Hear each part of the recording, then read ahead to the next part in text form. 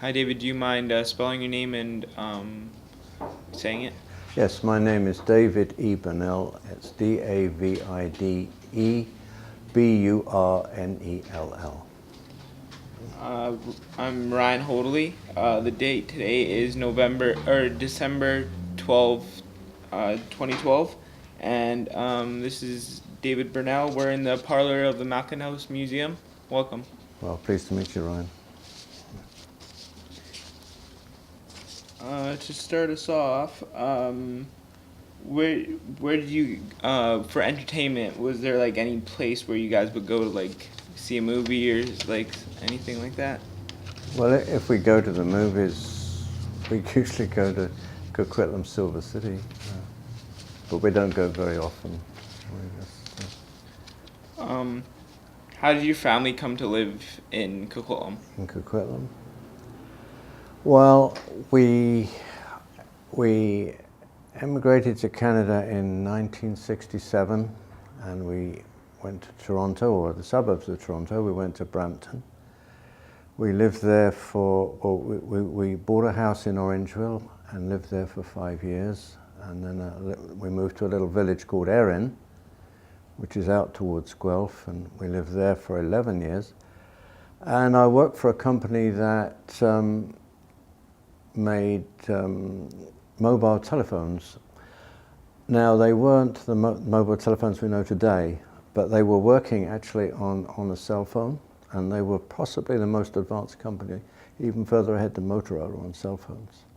And I was on the team that designed that first one, a huge phone with a great big box that went in the trunk of the car. But that company was bought out by a conglomerate in Calgary of Nova and AGT, and I was moved to Calgary and so that's how we started to come west, and the family came with us. I worked in Calgary for 3 years, but I didn't really like the cold winters. They were very cold, and and I was offered a job by a company at Simon Fraser, same sort of thing. I was in charge of their computer-aided design department, and we moved to Vancouver. That was in 1986, and that's how we came, and the family followed us. My children were grown up, or 2 of them were grown up then, and they followed us, and so we all live in there. What was your earliest childhood memory?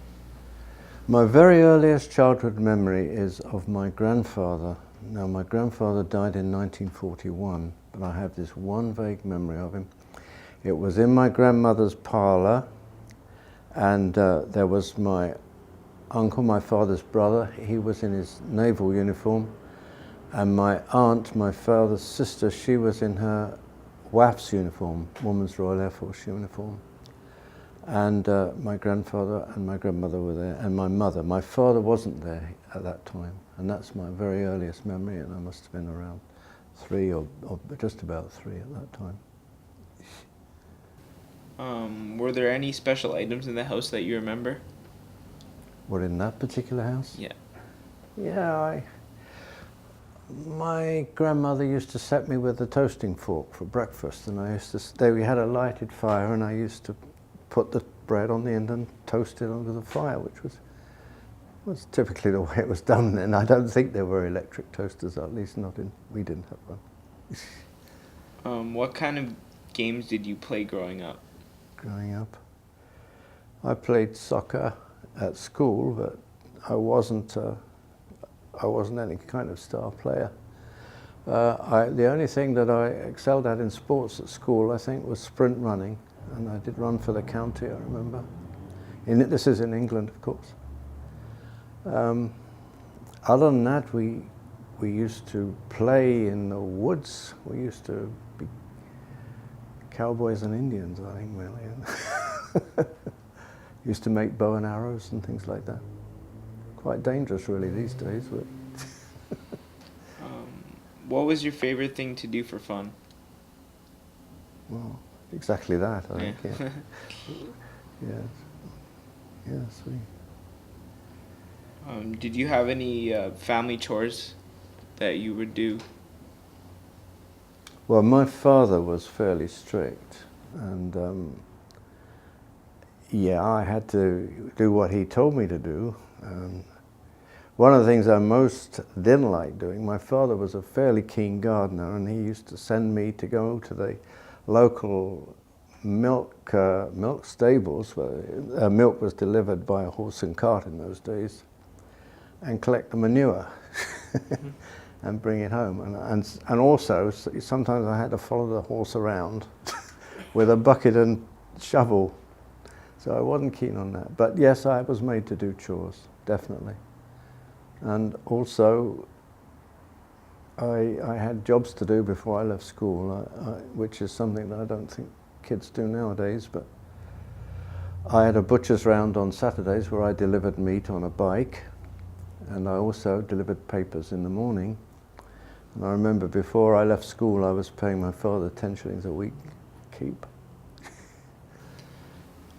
Do you remember any fades from your youth, like popular hairstyles or clothes? Or Oh, from my youth, well, it was the time of the teddy boys. What they called them teddy boys. They dressed up in Edwardian type clothes, and they had drain pipe trousers, long straight coats, and usually very thin ties. And they had haircuts, which were quite distinctive. I think if you've seen Grease, that's the sort of haircut they had. Did you have any pets, and if so, what kind and what were their names? Well, there's a story. It was during the war. I had a rabbit, and my aunt had a dog. We lived with my aunt because we lived in a number of different places during the war. My mother and I moved around quite a bit. But I had this rabbit that I fed every day. He had a little hutch on the wall. I fed every day. And then one day I went to the hutch and the door was open and the rabbit was gone. So I was told that it escaped. It was only later that I realized that I was actually fattening it up for a good meal. Somebody was eating it. But the only other, I think I had a cat at one point in time. Or at least the family had a cat. What world events had the most impact on you while you were growing up? Oh, the war, definitely the war. You know, I was only very young, but it was quite traumatic at times. We lived in Coulsdon in 1944, which is just south of London, and there's a teardrop-shaped area south of London where most of the V1 flying bombs fell. And that was the area that we lived in at that time. So besides the bombing that was regular, we had to put up with these as well. So.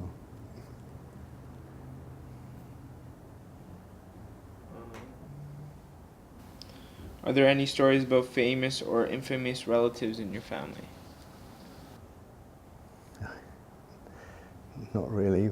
My maternal grandfather, my daughter is interested in genealogy, and she has traced some of our relatives back to the early 1700s.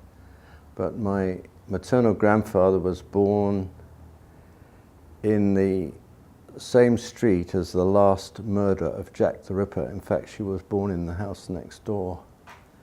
And at about that time, he was about 1 year old when that murder occurred. But other than that, he was close, but not infamous.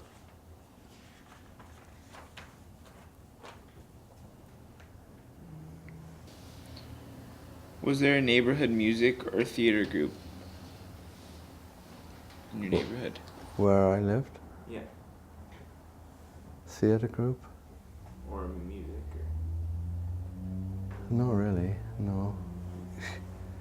I didn't have a lot to do with music. I was given, actually, I was given a banjo when I was a young lad, but I never mastered it. And I remember I needed some money, so I took this banjo down to Croydon to go around the second-hand shops to see if I could sell it. And nobody wanted to buy it. So I left it against a wall. I thought I didn't want to carry it. I was going to go to a movie. About 3 days later, the police knocked at our door with the banjo and said, "You must have lost this." Apparently, it was wrapped in a piece of paper which had our address on. So I didn't get rid of it.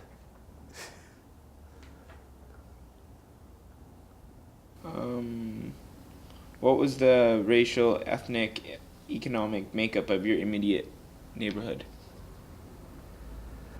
Well, England, when I was a young lad,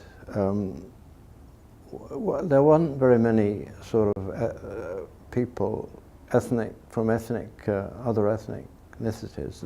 They were the only people that you might say were of foreign descent. We had some German people in the street, but they came across after the war. But immigration from various countries has increased, tenfold since those days. There just weren't many people from other lands in England at that time, at least not in the circles that I lived in.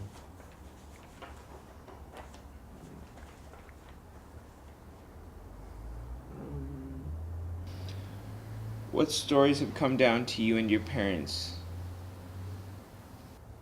Stories?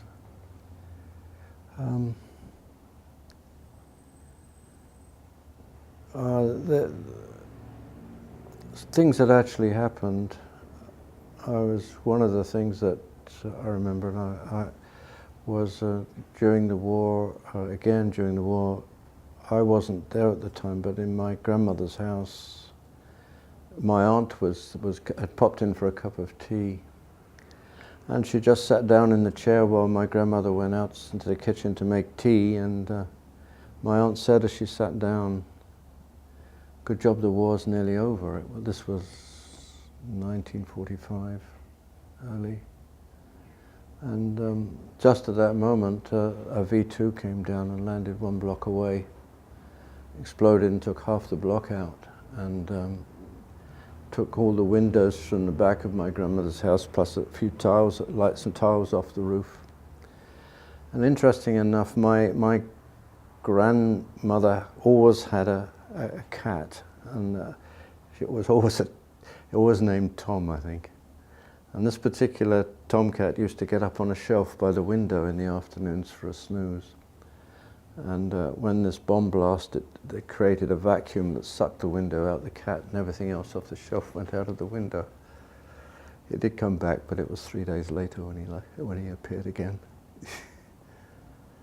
But that's one of the stories. That's quite true. That happened. How is the world today different from what it was like when you were a child? Well, there's no comparison. We didn't have the electronics like they do. Everybody has a device nowadays, but we didn't have. We had. My father, I think, was one of the first people in the street to buy a television set, and that was possibly That would have been 52, probably 51, 52. In that time frame. Small 9-inch television set in a great big wooden box, 9-inch screen. And so, that was new to us. Television had just come in. Otherwise, we used to listen to the radio mainly. There was a lot of good radio programs on in those days. But just the life was entirely different. We didn't have a motor car. We were not affluent.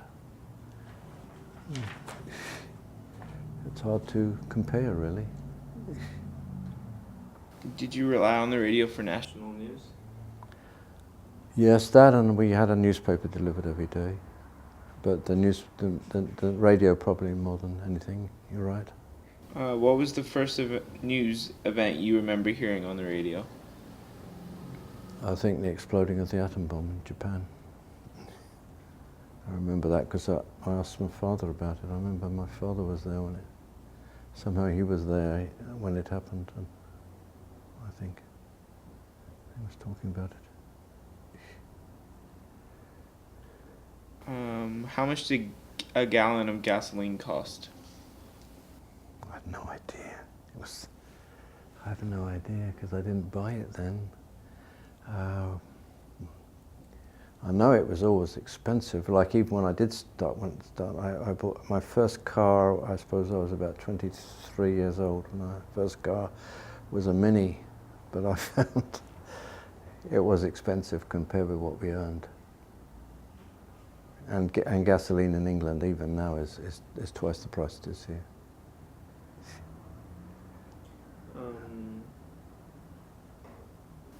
What did you usually do on your Saturday nights? Well, it depends on my age. Saturday nights would not have done very much when I was a child. Probably stayed in, maybe read a book, or you know, in the latter years we could have watched this 9-inch TV set, or you know, nothing spectacular, I don't think. As I grew up, I started to go out and go dancing and things like that, meet girls and things as I grew up. But How did you celebrate the holidays? well, Christmas, we always had a chicken. We never had a turkey. We always had a chicken, and that was a treat. And my father would buy a bottle of gin and a bottle of cider, and that would be the Christmas booze. And if I was lucky, I might get a little drop of the cider.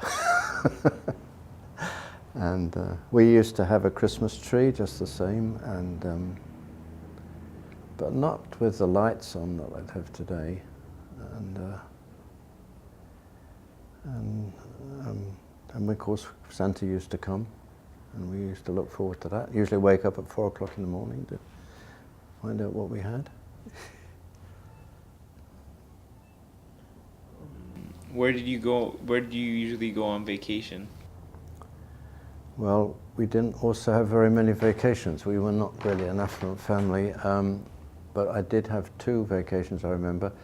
We had a caravan holiday in Bognor Regis, which is on the south coast of England, and another caravan holiday, which was, a caravan in England is a trailer here, like an RV trailer, and that was in Hayling Island, which was also in the south coast of England. That was about really all we had in the way of vacations.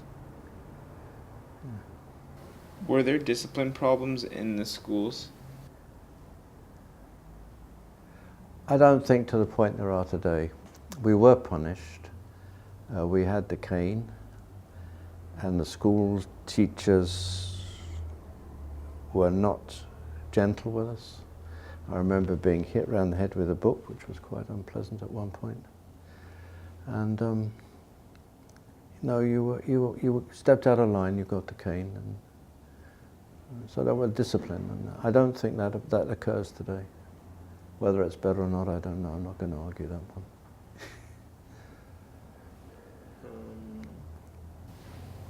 Was your church an important influence on the neighborhood? No, not to us. I wasn't really religious as a child. I did go to Sunday school. My parents made me go to Sunday school. I used to take my younger sister with me. And that was a long walk, actually. That was probably 2 or 3 miles, I would think, down a very steep hill, I remember, because it was all right going, but coming back was a bit of a chore.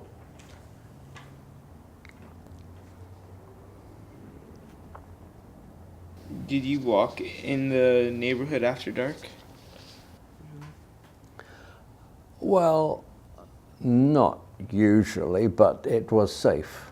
We didn't have problems then. We didn't have any. I could have walked in the neighborhoods, anybody could, and they wouldn't have been harmed and wouldn't have had anything to fear.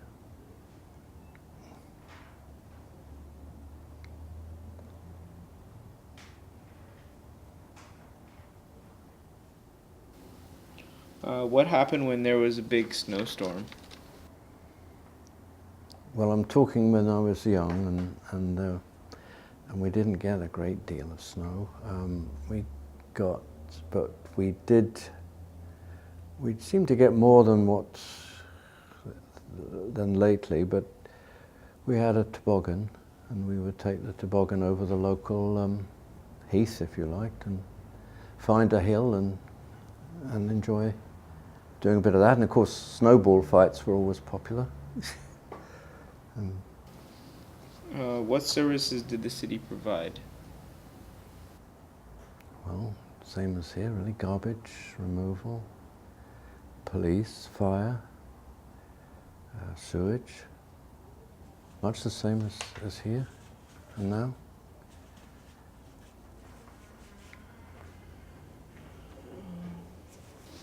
Are there any special heirlooms, photos, Bibles, or other memorabilia that have been passed down in your family? No. Well, you see, we emigrated as I said, in 1967, and we then only saw our family in England once every few years, and so any heirlooms would not have been really passed to us. They would have gone perhaps to my sister and her family more than to me. So I don't really have anything. Have any recipes been passed down to you from your family members? My mother-in-law made the most superb bacon puddings. And I think when she periodically came to visit us, she would make some while she was here, and we would freeze them and have them after she'd gone.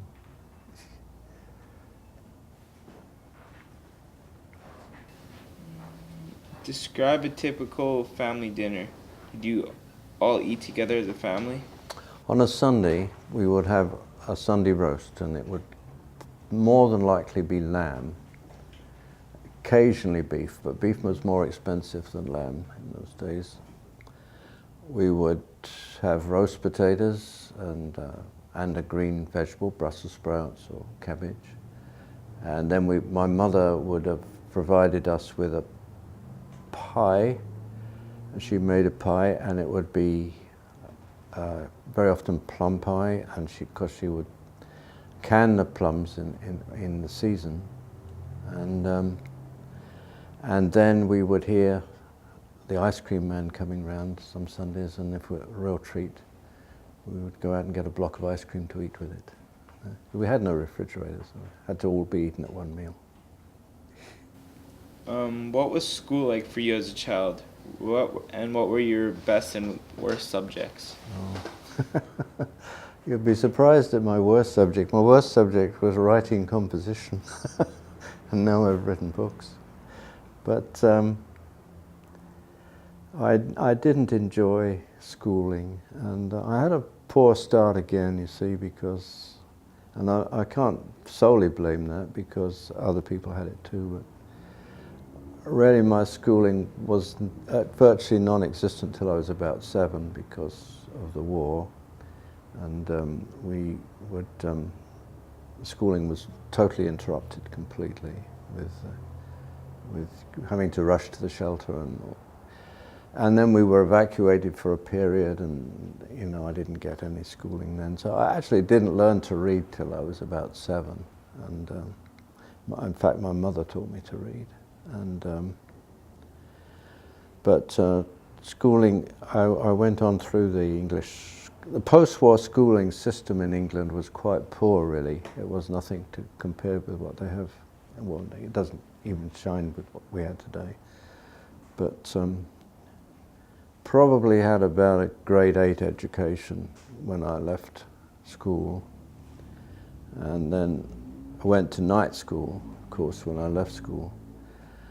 My father took me, he took me to the industrial area of Croydon, West Croydon, and we went from 1 or 2 factories, and he was looking to see if he could get an apprenticeship for me. And he did. I got an apprenticeship at Trojans Limited, which was a motor vehicle manufacturer. And then I took, and with the apprenticeship they allowed you to go to school 1 day a week. So I was able to go to day school in the technical college, and I got my certificates. And then I left my apprenticeship. I was at Trojans for 6 years, and then I got a job as a junior engineer in an electrical company. And then, well, I was married. I got married, and we quite soon had my daughter was coming, and so I actually moved over into the drafting area because it paid more money at the time, and I went as a draftsman more or less since then. And that's been my life really in drafting. Did you receive any an allowance? From my father? There was a time, I think, when I got 1 and 6 a week was the agreed amount. 1 shilling and 6pence, which was, I don't know, let's say it was 18 cents. But that wasn't always forthcoming. And when I went out and got myself a job, as I mentioned before, then I was paying into the family rather than the family paying me.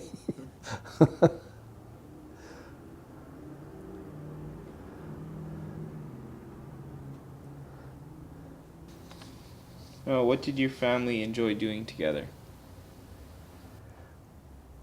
We would go on picnics occasionally.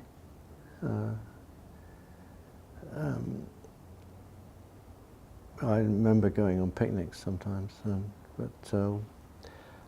my father once he took us. He was a bus driver, and he drove a London bus, a double-decker bus, and he took us on one of the bus outings. I remember once, which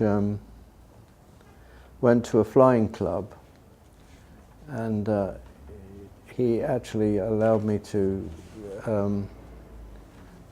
go up in a flight in a tiger moth, which was my first experience of flying, and I absolutely loved it. And I thought, well, I'd like to do a lot more of this. Never really did though, not a great deal. What was the best source of news during World War II? Well, the radio again, and the newspaper. That was all there was really. But the radio was on nearly all the time. What was the first news event you remember seeing on television? I suppose the Korean War. The Korean War was on the television. That would be that was on for a while. Yeah.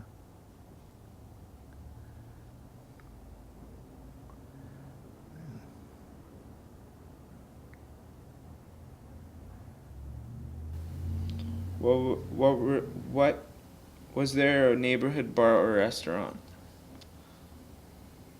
No, not where I lived. Not anywhere. Again, you see, in those days you didn't eat out like you do today. I mean, if you went to a restaurant, it would have been a really big treat. And a big treat for us was Dad coming home from work and bringing some fish and chips home, take out fish and chips. Oh, I thought that was just wonderful.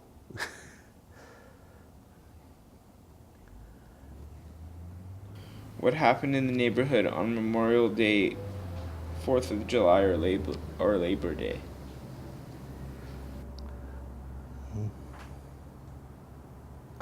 The only thing I can remember about Memorial Day was the 2-minute silence.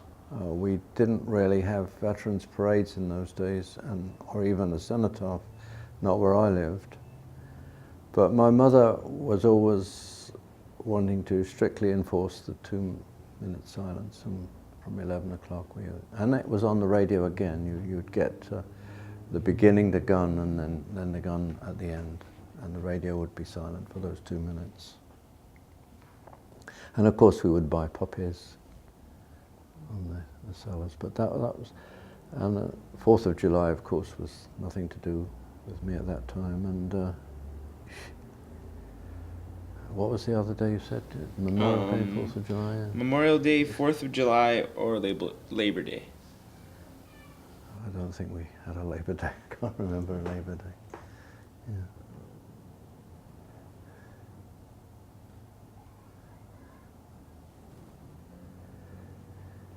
Who were the favorite local performers? Well, one thing that we might do on a Saturday morning was go down to the movies. They had Saturday morning pictures, they were called, and for children.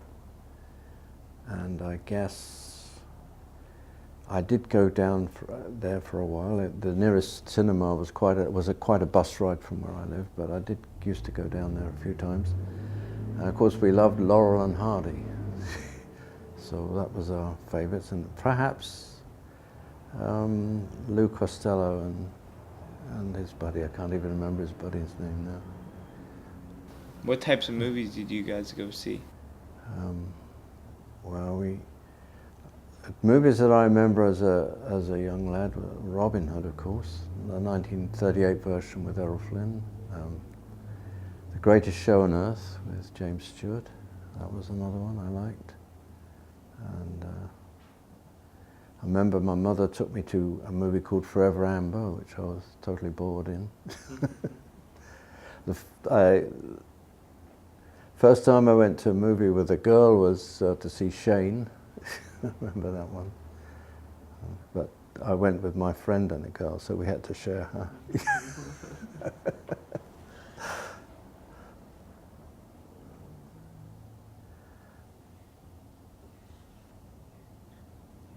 Were there social groups for young people? Yeah, I was a Boy Scout, and I was a Cub and a Boy Scout. That was one thing. Also, I guess there were church groups as well, through the church. There were youth groups. And, yeah.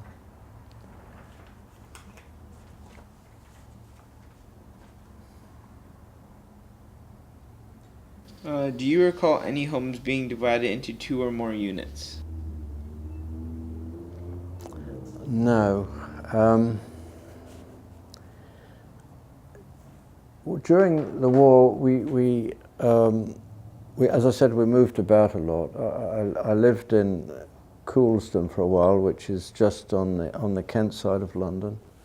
We lived there near the Vickers armament factory, and I was living with my aunt, and she actually worked at the armament factory. And from there we moved. She had a small cottage, like terrace cottage, 2 up and 2 down kind of thing. And then we moved in with my aunt in Coulsdon, as I mentioned, and there we moved into requisition property. Now, during the war, if a house wasn't being used, some people moved away to get away from the war, left their houses empty. The local council would requisition those houses and put people that needed homes in them. And my aunt was, my aunt was already living in this house, and it was a three-story house, if you like. And somehow my mother was able to get onto the second floor, and we had the second floor of that house for a while. And then somebody else came to the top floor, I remember. From there, we moved into another requisitioned house that was in Sanderstead, which was just outside. And there we had two floors. My father was home then. And we had the second and the third floor of that house, and the first floor somebody else was in. And that was right next door to a bombed out unit. And I remember as people apparently, there had been fatalities in that one. And as a child, I remember playing in the bomb site during the day, and that was fine. But when I went past it at night, I always used to walk on the other side of the road. So I didn't like passing it at night. And then I think then we moved into a council house, basically, a corporation house. What hospital or doctor's office did you go to, and how did you get there? Well, doctors were usually within walking distance, and I think our doctor in the main was in walking distance when we had. Hospitals, well, they would be on a bus. That was the only way, except that when I was 6 years old, I think, my father was coming home. He was actually in Germany, and he was coming home. The war in Europe had finished, and he was coming home, I remember, and that was for the Christmas, possibly Christmas of 1946, and no, Christmas of 1945, and I contracted scarlet fever, which today is just an injection of antibiotics, and if you get it, I think it's almost wiped out. But in that time, it was quite a serious disease, and I was put into an isolation hospital, Mitcham Isolation Hospital, where I stayed for 6 weeks as a young lad. And of course, I missed my Christmas, I missed my birthday, and I missed my dad coming home because I was in hospital the whole time. And I remember my father. He hired a chauffeur-driven car to pick me up from the hospital and take me home. I remember, but that was very unusual. What grocery store did you patronize? Okay, it was the Co-op actually, and you walked up there most days and got what you needed and came back. You didn't have any real means of storing food, only dry goods and things.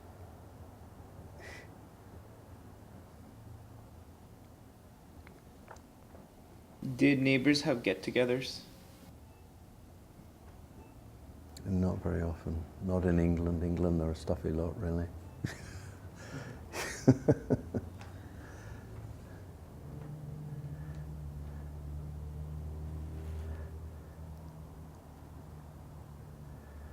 Was there a neighborhood handyman, like to repair, like do yard work or? No, not really. Again, not in our social strata.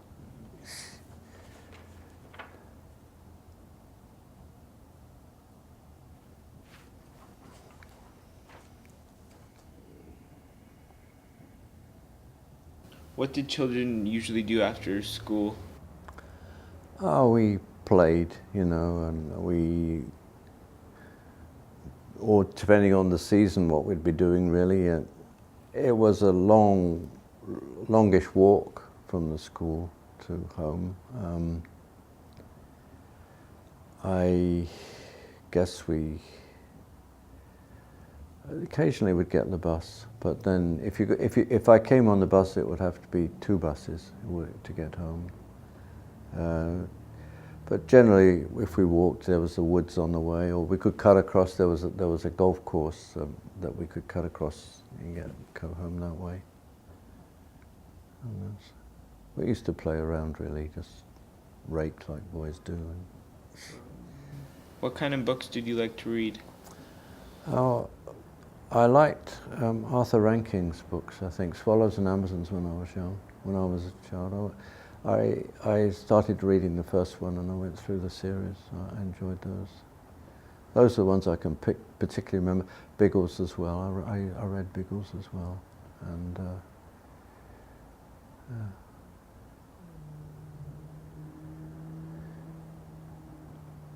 How were very young children cared for? By their mothers usually. Mothers didn't go to work very often then, and it was quite unusual for a mother to go to work at that period of time. Most families were single income, and mothers looked after their children. Do you remember anything that really caught on as a fad in the late 1930s and 1940s?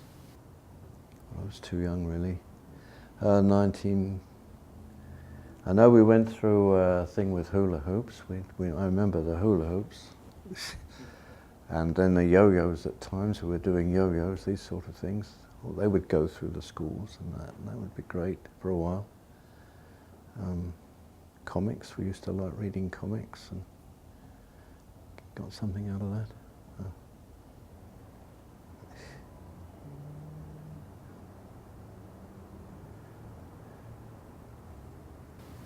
Did children take music or dancing lessons in the neighborhood? Again, not in my neighborhood, but I know my own daughter, when she was born, she went to ballet lessons for a while, and, but that was the next generation. So, not in the previous generation. I don't. Obviously, some families did, but again, not in not where I was living. What did children spend their allowance or money on? Sweets, candies. As soon as they came off ration, really, their candies were on ration. They were on ration. They were one of the last things to come off ration, and it was into the 50s before they came off ration. And I remember the day they came off. There were lineups at the sweet shops to buy. We would buy a pound of these things, and it was such. Of course, we wouldn't eat them now. Wouldn't touch them.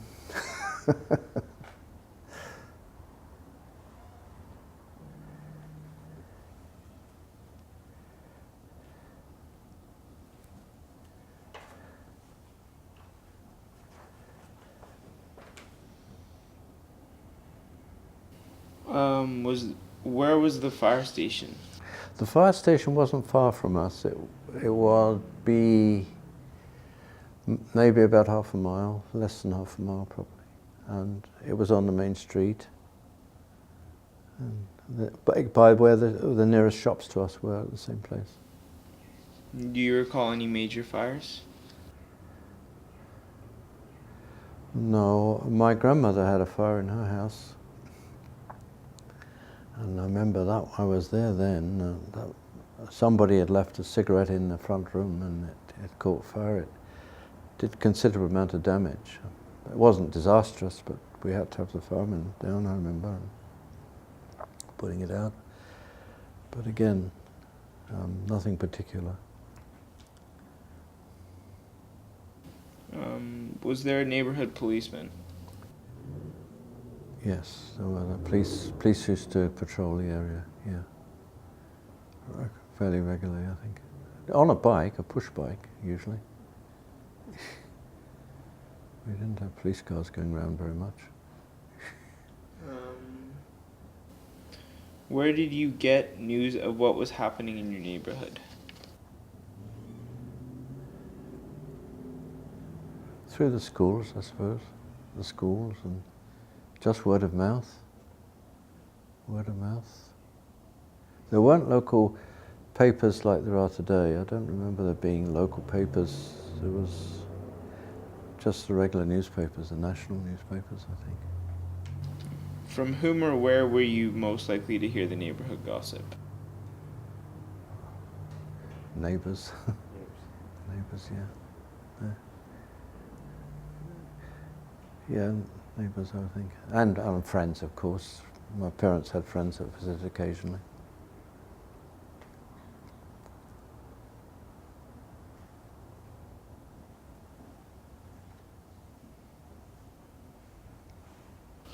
Was it the custom to take in boarders in these large homes? Well, some people that had large homes might have done that, but I mean, it wasn't unheard of, but you know, we didn't have large homes, so we just had enough room for ourselves.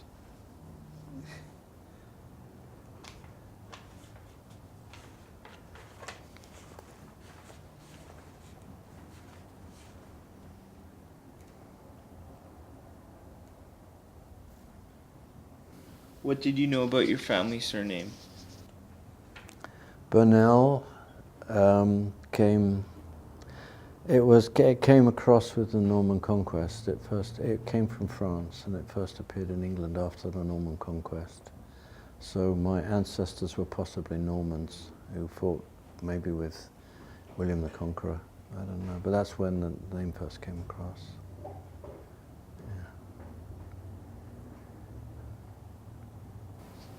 Did your family have any special traditions?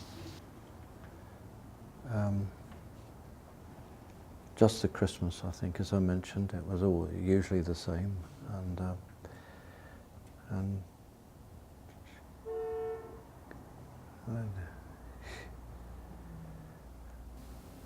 What were your favorite songs and music growing up? in those days, Yeah. going back those days, I can say my mother liked Gigli. I remember she liked Gigli, and he was an opera singer. I personally liked orchestral music, I think, at that time more than anything else. The trumpet voluntary and things like that. I quite like Ravel's Bolero, things like that. I'm still rather sort of like classical in my taste.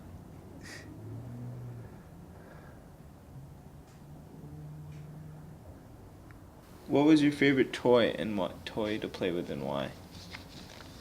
Toy? I did have a car, I remember. I really wanted it, and it was bought for me. It was a car of about this size. You wound it up, but it had a very good clockwork motor, not a cheap one. It was flywheels and everything. And you put a pipe on the end. It had a bulb, an air bulb at the end, and the wheels on the car were always pointing one way.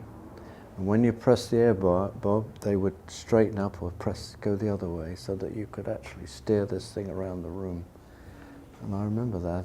That was one toy I do remember. I did enjoy playing with that. You said you write books. So how did you come across writing your? Well, I started writing. I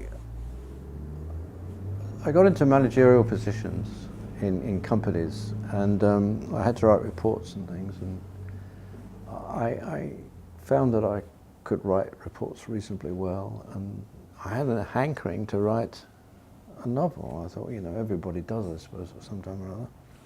I remember I took my wife to a restaurant in Toronto. We were living in Toronto then, and I took her to a restaurant. I said, Pam, I'm going to write a book. Oh yeah, yeah. Maybe not. But I started writing this one at that time, and in spite of what the paper said the other day, this was the one that took me 7 years to write, not that one. And I started writing this one first of all with a pencil and an exercise book, and then I talked my wife into letting me rent a typewriter, and so I rented the typewriter. But the typewriter, you make one mistake on the page, the whole thing's got to be done again, and then of course, a book is really just writing and editing, and then we moved to Calgary. As I said, when we moved to Calgary, I was working lots of hours, and they didn't pay us overtime. Not as I was like, again, as I said, in management, and they didn't pay us overtime, but they gave us expenses. So I saved these expenses up, and we did a lot of hours, and eventually I had enough money to buy a TRS-80, an early computer. It was one of the first ones. It did not have a hard drive, but it had 2 floppy drives, and you put your software in one and your files in the other. And it had a word processor, and then suddenly a word processor makes all the difference to writing a book, because you can edit and go along and edit. You don't have to redo it. And then I graduated from the TRS-80 to an IBM, and never looked back really. But this was my first one, which was actually the working title was always Tribulation, but there's too many books out there called Tribulation now, so I had to try to find a title that was unique. And this is to my knowledge unique anyway, as far as I know. The book is really about the rising of a satanic movement, and it's not a book for everybody, and I realise that. but it's horrific in places. But I don't know. It was based on similar works to a British author called Dennis Wheatley. He's written a number of books. The Devil Rides Out, To the Devil a Daughter, and these books. Well, it's written similar in that similar vein. And as I said, that one took me 7 years to complete. Really, it was originally sent to England because it takes place in England to try to get it published over there. But it went to, and at that time I had the book written just slightly ahead of the future, and it was all dated right the way through the book. But the problem was each publisher kept it for about 2 months before they rejected it, and then that's how it went on and on and on. So the time slipped by, and then I was catching up with my time frame. So anyway, after that, it has been virtually rewritten since then, and it was published. It's basically self-published. It's published through Vivalok in US. But while that one was put on limbo, I wrote this one, which is The Elevator. I was on a business/pleasure trip in Germany, and we stayed in this hotel in Munich, and the hotel had a really old elevator in it, and it was like a metal cage that went up and down, and it sort of appealed to me in some ways. And of course the hotel had been bombed during the war and rebuilt. In fact, Munich was largely bombed and rebuilt, but they rebuilt it as it was because it's such a beautiful city. And so anyway, the idea of this story came when I was there. And on the return flight home from Frankfurt to Vancouver, I started to sketch out what I was going to do. And this one didn't actually take me anywhere near 7 years, but it probably took me on and off a couple of years, probably something like this. And, but this story, the third one, which is just published, is Dad's Christmas stories. These stories I came up with the idea that I was keen on writing, and I really did enjoy it. You can get lost in it. And I tried to talk my family into it, rightly or wrongly, and I did. I said, let's all write something for Christmas, let's have a little sit down after Christmas dinner and read our stories to each other. And it was quite good. For a few years it worked, and the family joined in, but then gradually gradually I was the only one doing it. But I wrote a lot of these. They're all different. They're not all about Christmas. I couldn't have written 18 stories about Christmas. But some of them are in the Christmas time frame, and some of them have nothing to do with Christmas at all. But I saved them all, and I've now collected them into one volume. So, and that's my latest one, which was in the paper quite recently, and it's actually doing quite well. Actually, quite a few, got almost 2/3 of the print run. But I have another book which I'm bringing out next year, and that's called Shades of Blue, and that's a war story. It takes place in 1944 in England, and I have some knowledge of it, but it's very young. But I've researched it quite. It's been heavily researched, and that's about a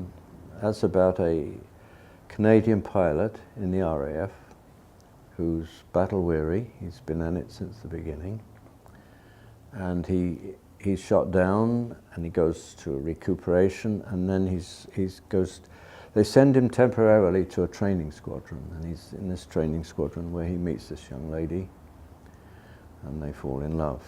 And it's quite convoluted, but the story follows his career in that last year, and she also has a singing voice, which he recognizes and encourages, and she takes on a singing career, and then the book follows both of those two careers through. Sounds very interesting.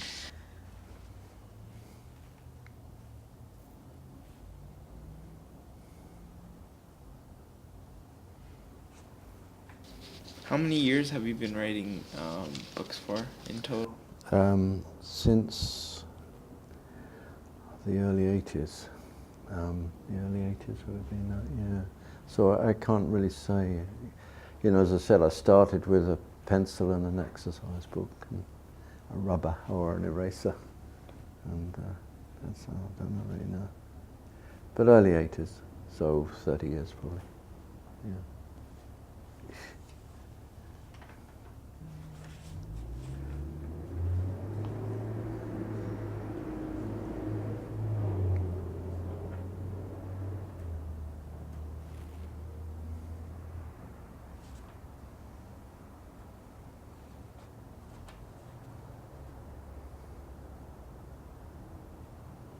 Going back to